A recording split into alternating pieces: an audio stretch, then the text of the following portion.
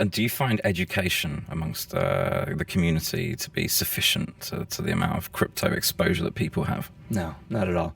Yeah, that's a huge challenge for the general populace, for regulatory agencies, and for elected officials. So we do a lot of education on all three fronts. Of course, we can't reach out and connect with the general populace at large, right? We can do this. We have this YouTube studio. We do educational efforts in person, but those reach 100 people. A video may reach 1,000 people. There's 30 plus million people in the state of Texas and 330 million in the country. So a lot of education needs to be done. It's a little bit easier to reach an elected official because there's fewer of them. You know where to find them. And we've just been good at building like grassroots support so that they see this as an issue that their constituents really care about.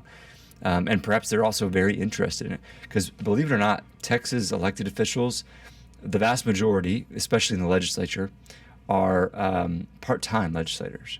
So they have a full-time career as a lawyer, banker, doctor, whatever.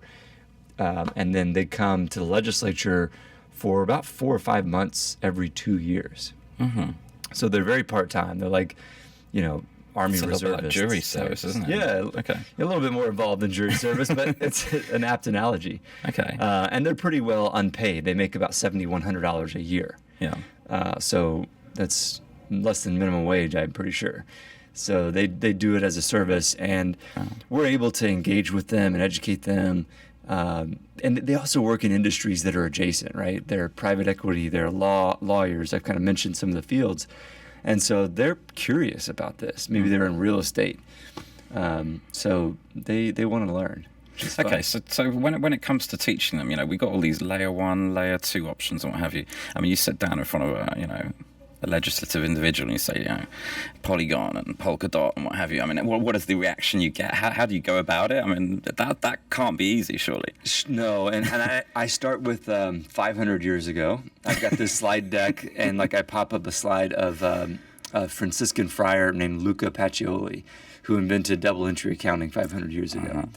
And they're like a curious look is on their face, and I tell them, you probably think I have the wrong slide deck, but this is actually where we're going to start.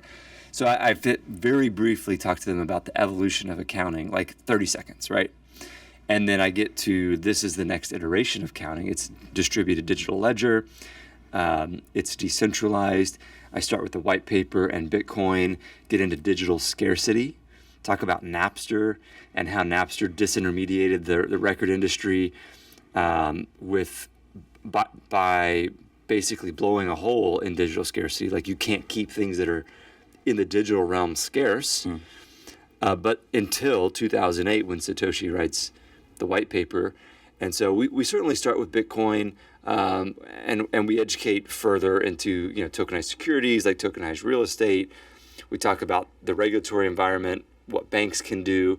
In Texas, Texas charter banks can custody crypto for their clients. Okay. So talk to them about that. A lot of them didn't know that, even though their friend, the banking commissioner, Charles Cooper, was the one that he and his team of attorneys wrote that regulatory guidance for Texas banks.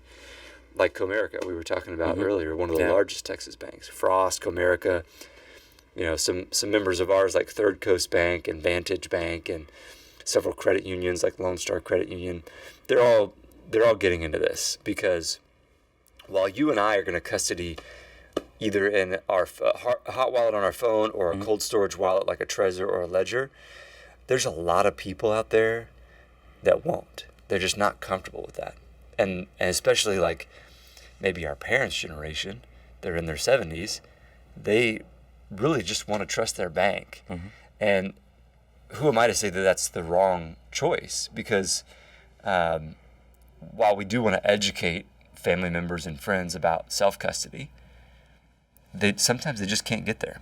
And I'd rather them have a little bit of exposure to the asset class than just say, no, this isn't for me. Let me just stick to my bonds and mutual funds.